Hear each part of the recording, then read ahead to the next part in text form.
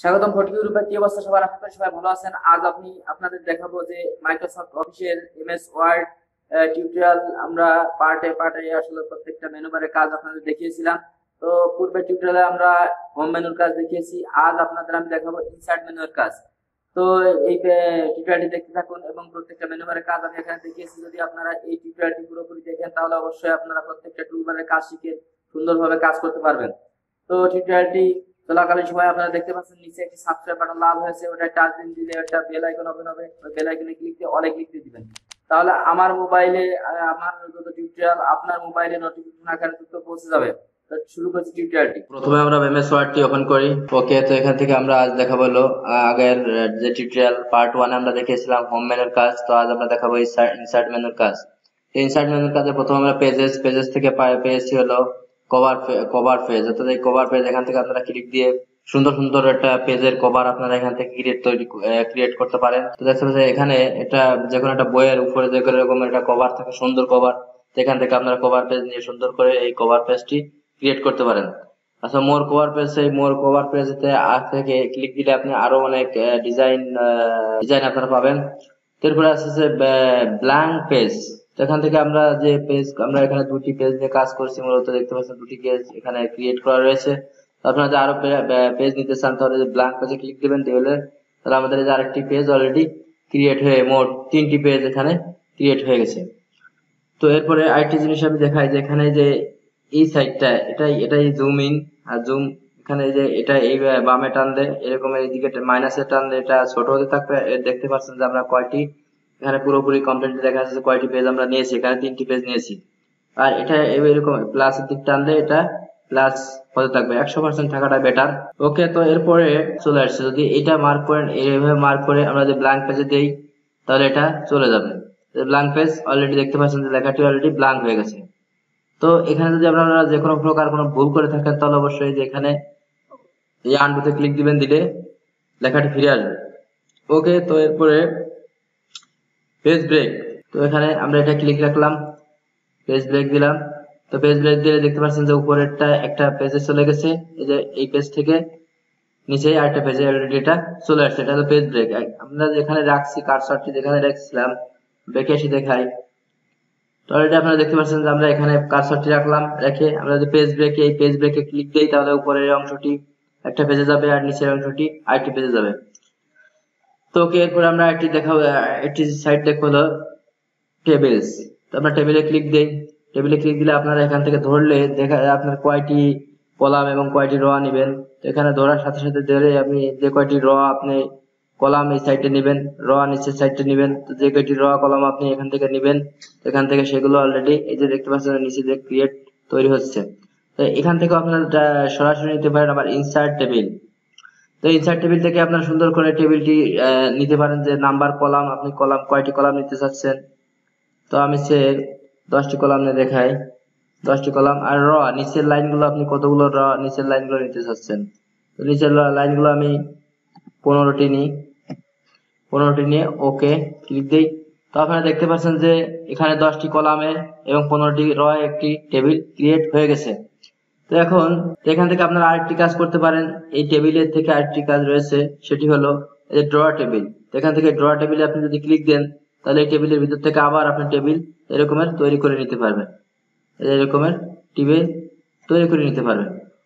ওকে, এরপর দেখতে পাচ্ছেন এই ইনসার্টের পরে এরপর আছে পিকচার। তো আমরা পিকচারে ক্লিক দেই।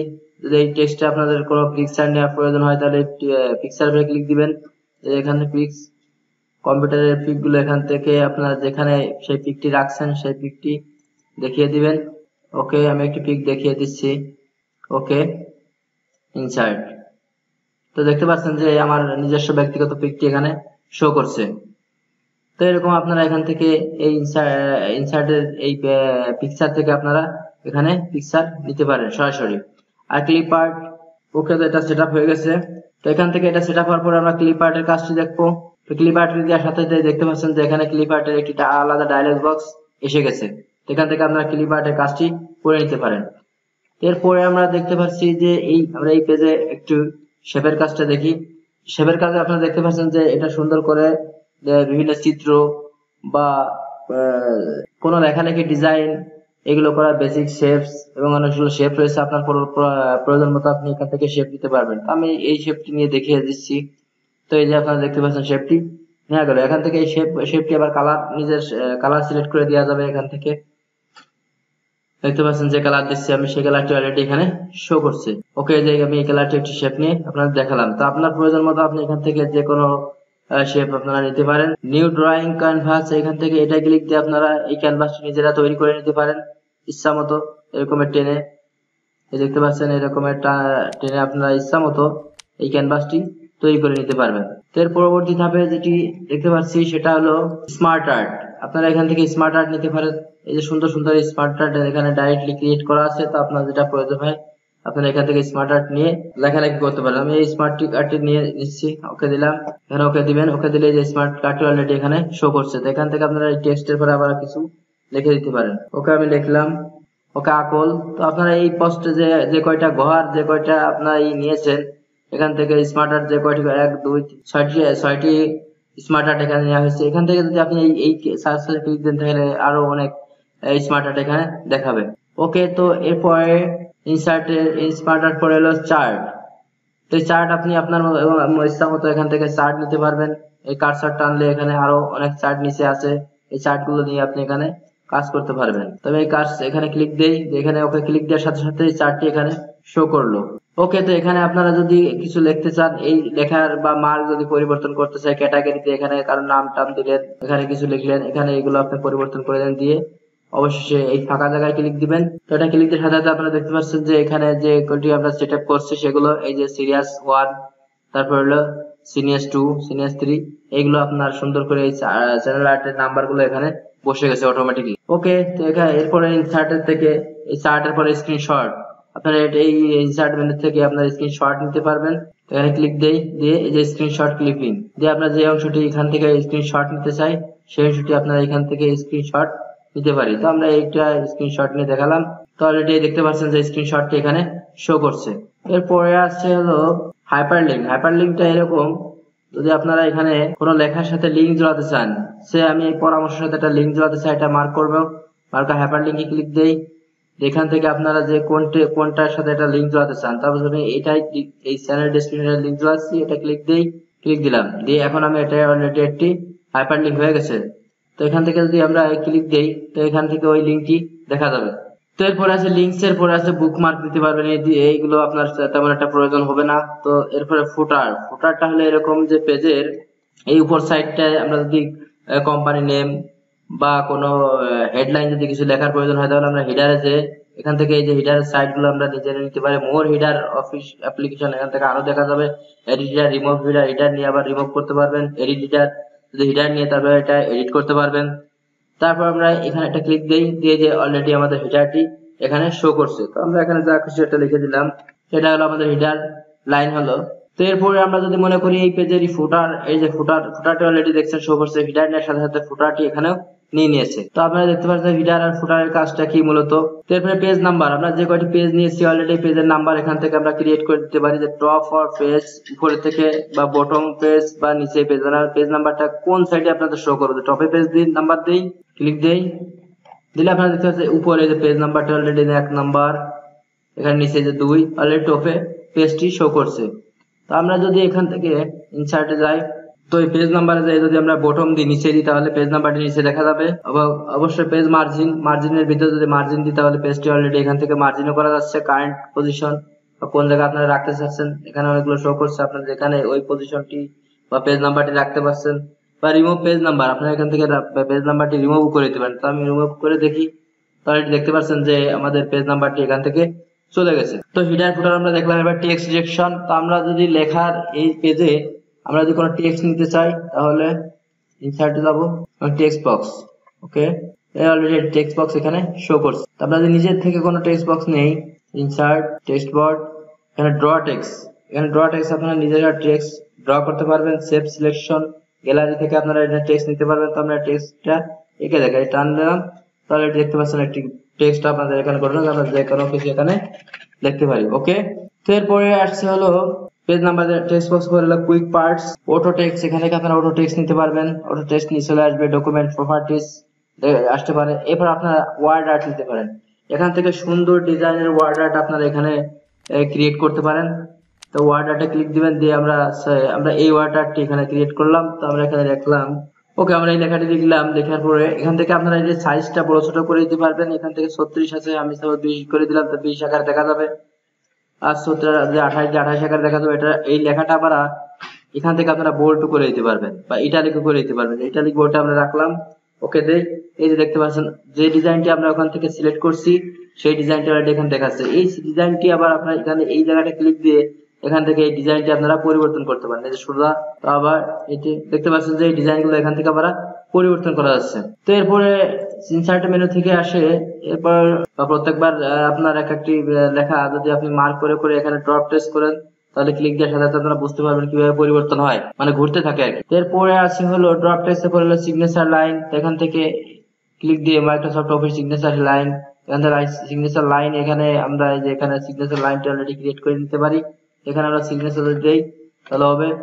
এরপর ডেট এন্ড টাইম, এই টেক্সটের প্রত্যেকটা টেক্সট এর একটা টাইম দিয়ে দেওয়া যায়, এই যে একটা টাইম আমি দিয়ে দিলাম। এরপরে আপনার অবজেক্ট দেখতে পাচ্ছেন এখানে অবজেক্ট ক্রিয়েট করা যাবে। তো ক্রিয়েট এ নিউ অবজেক্ট বা ক্রিয়েট এ ফ্রম অবজেক্ট, এখানে অবজেক্ট দিয়ে আপনার ব্রাউজ করে এখান থেকে অবজেক্টে কোনো কিছু চিত্র বা কোনো ডকুমেন্ট এখানে সেট করতে পারবেন। এরপর যে ফাইলটি রয়েছে সেটা হলো ইকুয়ালাইজেশনের যে কাজটা, সেটা হলো আপনার যদি গাণিতিক ক্ষেত্রে যদি কোনো সূত্র লেখার প্রয়োজন হয় তাহলে এই ইকুয়ালাইজেশনটি ব্যবহার করতে পারেন। ওকে, এরপর আছে হলো সিম্বল। এই সিম্বলে ক্লিক দেওয়ার সাথে সাথে আপনারা দেখতে পাচ্ছেন যে এখানে বিভিন্ন চিহ্ন আছে, চিহ্নগুলো আপনারা লেখার মাঝে ব্যবহার করতে পারেন। আর মোর সিম্বল, এই মোর সিম্বল ক্লিক দেওয়ার সাথে সাথে আপনারা দেখতে পাচ্ছেন এখানে অনেক লেখা রয়েছে, যেগুলো বিভিন্ন পুরানো লেখা। এখানে আপনার প্রয়োজনীয় মতো বিভিন্ন চিহ্ন আপনারা এখানে পেয়ে যাবেন। দিয়ে আপনারা সাপোজ আমি এখানে এই এন্ট্রি দিলাম, ইনসার্ট করি।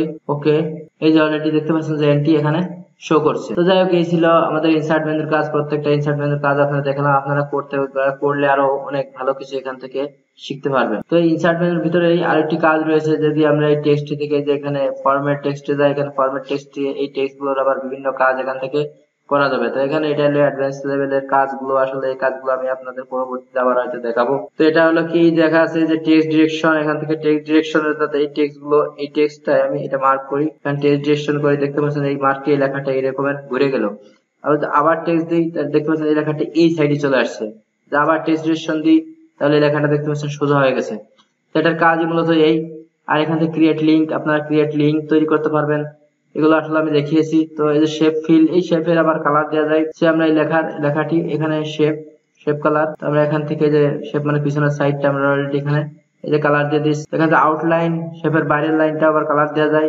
লেখার বাইরের লাইনটা, এই যে বাইরে যেটা টাচ আছে এই টাচটি অলরেডি যে বক্স, এই বক্সটি হলুদ কালার হয়ে গেছে। এরপরে আছে হলো শ্যাডো, এই লেখাটার পরে শ্যাডো দেওয়া যায়। এই যে আপনারা দেখতে পাচ্ছেন ট্যাপ দিলাম, এই দেখতে পাচ্ছেন একটা শ্যাডো এখানে তৈরি হয়েছে। আপনারা এই যে আমরা দেখতে পাচ্ছেন যে একটা শ্যাডো এখানে ক্রিয়েট হলো। তারপর ইফেক্ট, এখানে থেকে আপনি বিভিন্ন এই লেখাটার পরে আবার ইফেক্ট দিতে পারবেন। এই যে লেখাটি আমি ইফেক্ট দিলাম। তো এখান থেকে আপনারা দেখে দেখে কোনটার কি কাজ আপনারা যদি এখানে করেন, তাহলে করলে আপনারা এখান থেকে আরো ভালো কিছু দেখতে পারবেন। এরপরে আছে হলো ব্যাক, বিং ফরওয়ার্ড আছে, সেন্ড ব্যাকগ্রাউন্ড, রফ টুকস আছে, অ্যালাইনমেন্ট। এই অ্যালাইনমেন্টটা হলো অ্যালাইন লেফট মানে বামে চলে গেলে লেখাটি বামে চলে গেল। তাহলে লাইন যদি আমরা রাইটে দিই তাহলে লেখাটি ডানে চলে আসলো। লাইনের কাজই মূলত এরকমই। যাই হোক, আপনারা এই যে কাজগুলো আপনারা ব্যবহার করলে সুন্দর হয়। ডিজাইনে কি আছে দেখে আসি আমরা। এই ইনসার্ট মেনু, ইনসার্ট, ওকে ডিজাইন। এখানে ডিজাইন যে কাজটা আমি আরেকটি টিউটোরিয়ালে আপনাদের দেখাবো। তো আমি ফরম্যাট, এই ইনসার্ট মেনুতে কাজ করতে গেলে যে ফরম্যাটের যে কাজগুলো আমি এখান থেকে অলরেডি দেখালাম। আপনারা কাজ করবেন, কাজ করলে অবশ্যই আপনারা এর থেকে আরো ভালো কিছু তৈরি করতে পারেন। আমি মূলত কোনো কিছু দেখালাম না, জাস্ট কোন টুলগুলোর কি কি কাজ আমি সেই কাজগুলো আপনাদের আজ দেখালাম। তো দেখেন টিউটোরিয়ালটি, আপনারা যদি পূর্ণ টিউটোরিয়ালটি না দেখেন তাহলে এই টিউটোরিয়ালটি ভালোভাবে বুঝতে পারবেন না। অবশ্যই আপনারা মাইক্রোসফট অফিসের হোমের যে পার্টটা ওটা আপনারা দেখে নেবেন, তারপরে ইনসার্টটা দেখবেন। এবার পর্যায়ক্রম দেখতে থাকুন, তাহলে আপনারা মাইক্রোসফট অফিস সম্পর্কে ভালো ধারণা পেয়ে যাবেন। তো ভিডিওটি চলাকালীন সময় আপনারা দেখতে পাচ্ছেন নিচে একটি সাবস্ক্রাইব বাটন লাল হয়ে আছে, ওটা একটি টাচ দিন। টাচ দেওয়ার পরে একটি বেল আইকন ওপেন হবে, বেল আইকনে ক্লিক দিয়ে অনেক ক্লিক দিয়ে দিবেন, তাহলে আমার টিউটোরিয়ালগুলো আপনার মোবাইলে নোটিফিকেশন আকারে দ্রুত পৌঁছে যাবেন। তো দেখা হবে আরেকটি টিউটোরিয়ালে। ততদিন সুস্থ থাকুন, ভালো থাকুন, ধন্যবাদ।